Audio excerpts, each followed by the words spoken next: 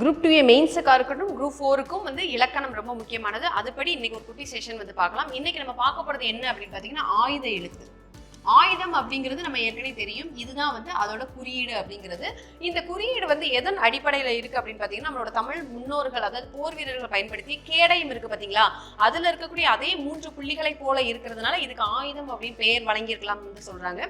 அதோட இது தனித்த வடிவம் பெற்றது. இந்த வடிவம் வந்து வேற எந்த ஒரு எழுத்துக்கும் கிடையாது, ஒரு தனித்த வடிவம் பெற்றது. அது போக இந்த எழுத்துக்கு முன்னால் வந்து ஒரு குறில் எழுத்து தான் இருக்கணும் அப்படின்னு சொல்றாங்க. இதுக்கு அடுத்து என்னன்னா, வல்லின உயிர்மை எழுத்து தான் வந்து கட்டாயம் இருக்கணும் அப்படின்னு சொல்றாங்க. இதுதான் வந்து ஆயுத எழுத்து அப்படின்னு நம்ம சொல்லுவோம். அதோட இதை வந்து என்ன எழுத்து வகைக்குள் அடங்கும் அப்படின்னு பார்த்தீங்கன்னா, சார்பு எழுத்துக்குள் அடங்கும். அதாவது ஒன்றை சார்ந்து மட்டுமே இயங்கும், தனித்து இயங்காது. அது போக இந்த எழுத்துக்கள் வந்து என்னென்ன பெயர்கள் வழங்கப்படுகிறது அப்படின்னு பார்த்தீங்கன்னா, தனிநிலை, முப்புள்ளி, முப்பார் புள்ளி, அக்கேனம் என பல பெயர்களில் வந்து வழங்கப்படுகிறது. நன்றி.